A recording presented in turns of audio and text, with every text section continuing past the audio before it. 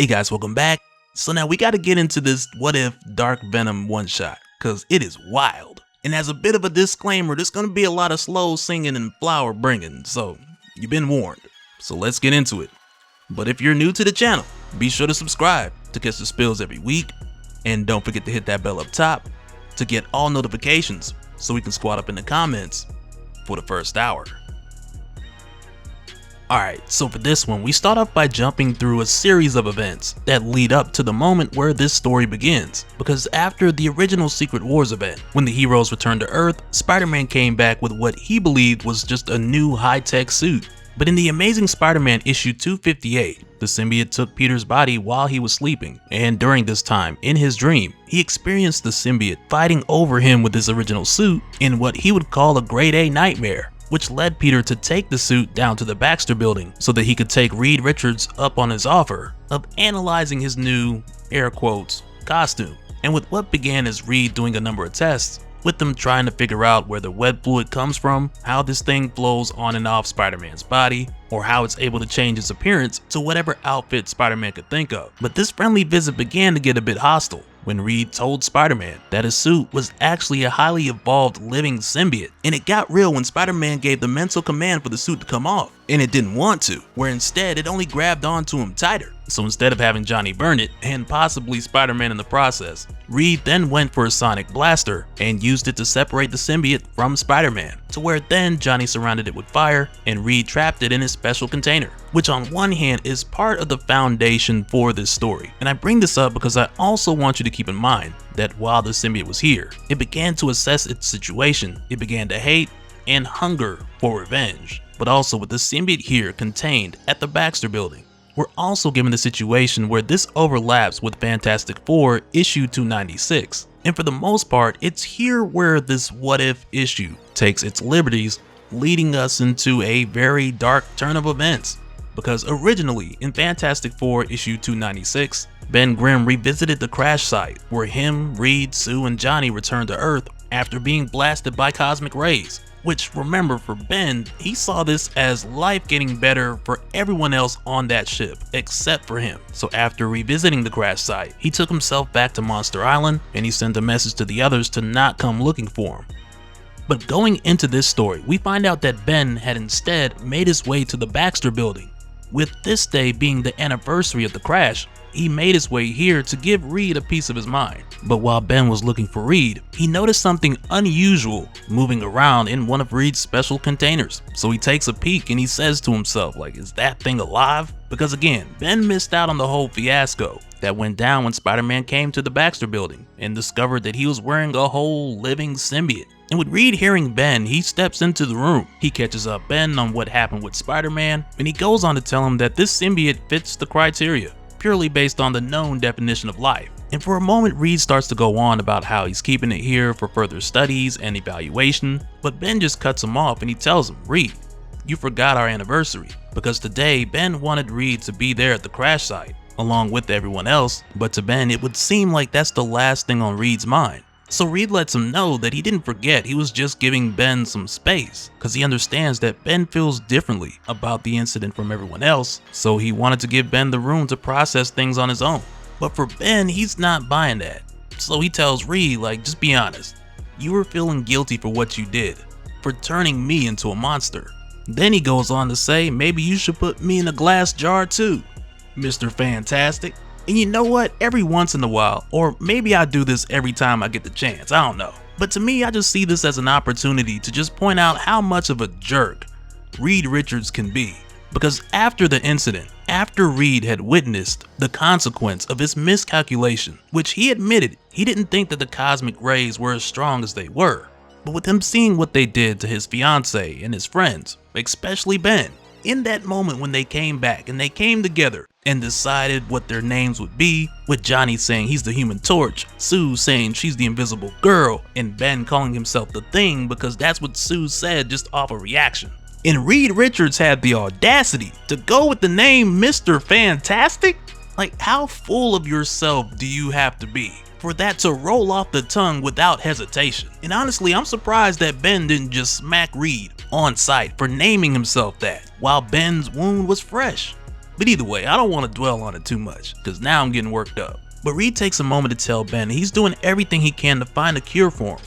But while he's saying this, Sue calls for him, telling Reed that he's got to get back to the reporter, who Reed told that he'd just be gone for a minute. And you can kind of see how this looks, cause it just appears like helping Ben isn't really a priority for Reed, if he has the extra time for reporters, so on and so forth. And as Reed goes, he tells Ben that they'll continue later, and Reed invites him to come back for dinner. So Ben just kind of brushes it off like, yeah, sure, I'll check my schedule. But now with Ben here alone with the symbiote, he starts to open up and vent to it a little bit, saying how Reed will never understand, the strange looks, the gasps, people whispering about you. But while Ben's saying these things, the symbiote bumps the glass, and Ben makes the assumption that the symbiote's trying to tell him that it can help. So against Ben's better judgment, he lets the symbiote out, and right away it jumps out of the container and bonds with him.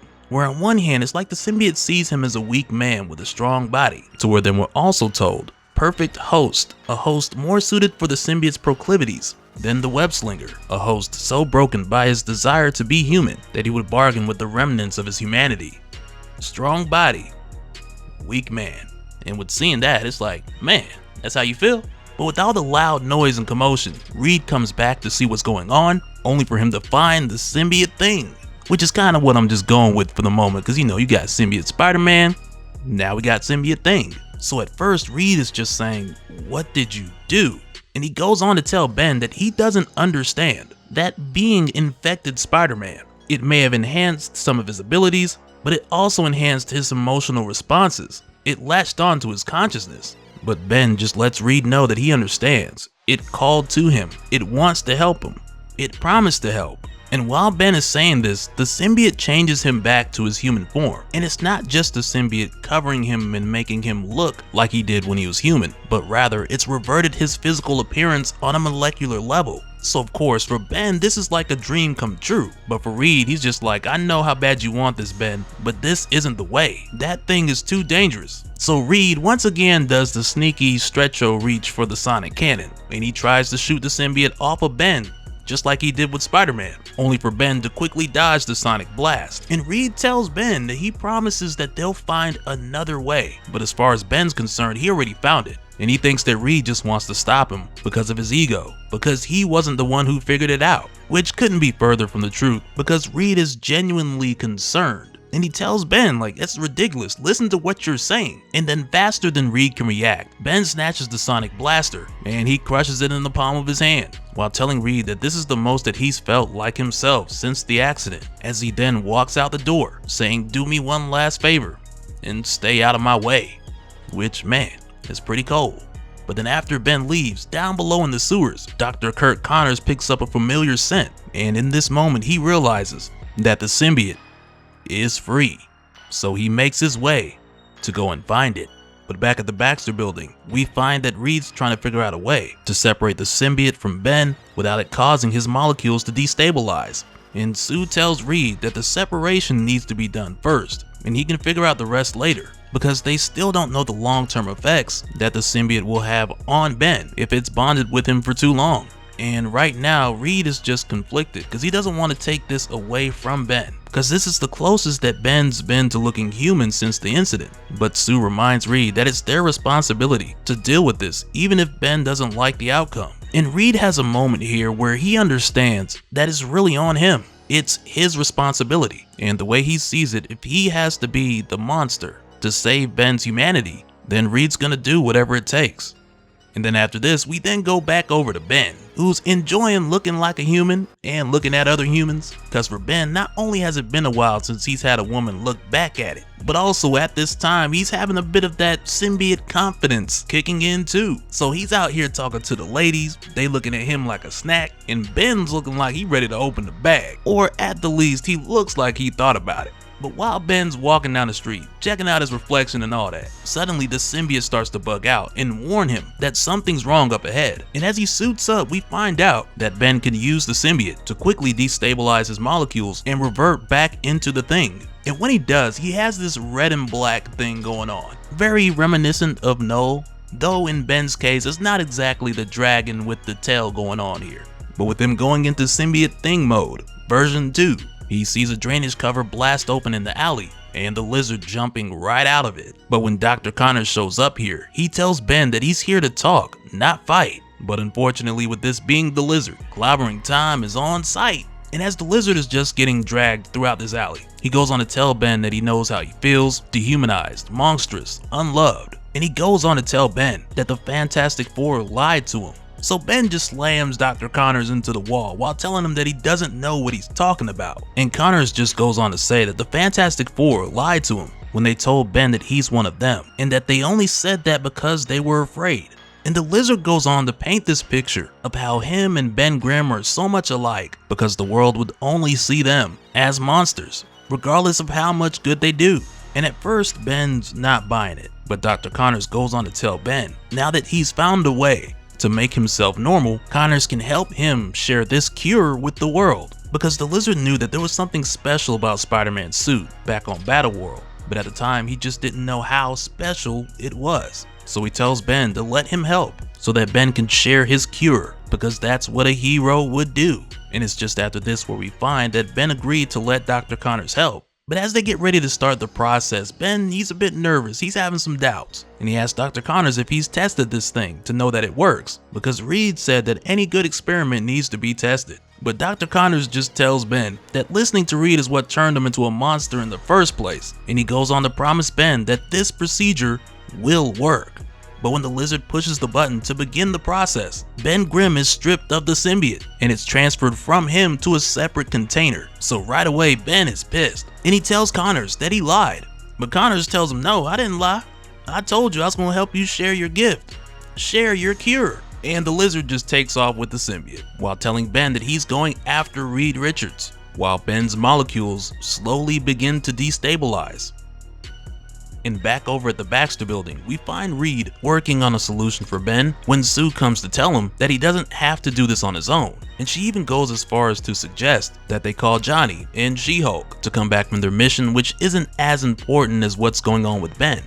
And before I forget, this was also another thing that was happening around this time, because this was when She-Hulk was a member of the Fantastic Four, which really was more of a situation of her filling in for Ben while he was gone. So in this what if story, they pretty much keep that part consistent with the history of the Fantastic Four.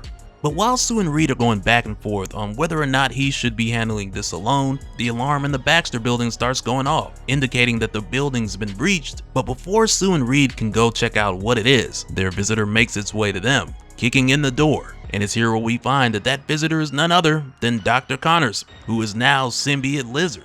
And it is a terrifying combination, which for Sue and Reed, that's for a number of reasons. Because now with seeing the lizard here wearing the symbiote and Ben nowhere in sight, their first assumption is that the lizard had already killed Ben.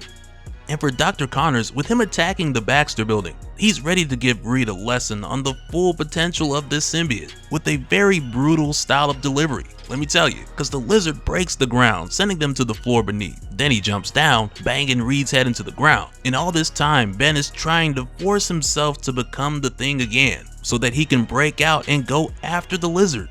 But back over at the Baxter building, man, when Sue gets up, she goes after Symbiote Lizard. And really, this is a matchup where I'm thinking that Sue's about to take this one. But Symbiote Lizard just goes for the kill so quickly that it takes her down before she's even able to really put up a fight. And then from here, Dr. Connors goes back to Reed and he tells him how he thinks that Reed thought he was so smart on Battleworld, and how he thinks that Reed looked at him like Connors was nothing more than just some creature. So in an act of desperation, Reed stretches his arm around Connors' throat, only for Connors to tell Reed that he doesn't seem so smart. And then he bites Reed's hand off. He just bites it off. And he tells Reed that he is going to enjoy this. But then from the other side of the room, Ben steps in and he tells Dr. Connors to put Reed down and face him instead. But Connors just tells Ben that he's too late, as he stretches Reed's neck out and takes a big nasty bite, killing Reed right in front of Ben.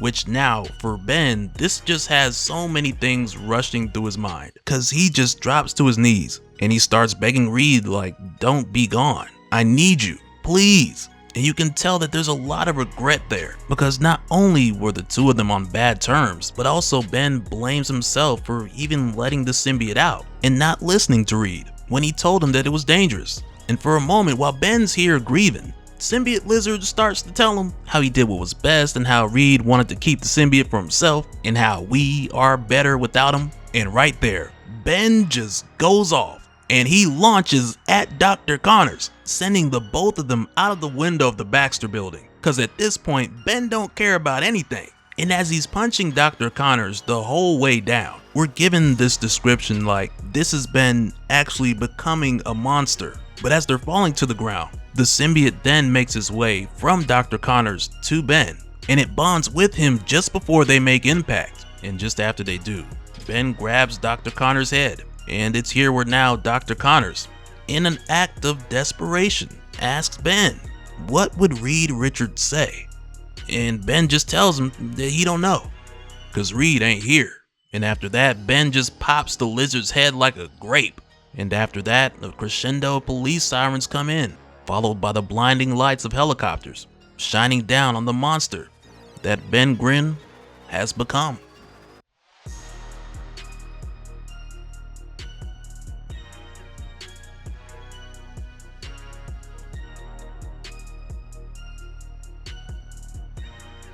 And so now real quick, I want to give a special shout out to all the patrons. Thank you guys for all of your support. And for anyone who's new here who wants more information on how to support the channel, I got a link below where you can go to patreon.com/DopeSpill. But that'll do it for this one, guys. Let me know your thoughts down in the comments below, and we'll do it again on the next one. Alright, later.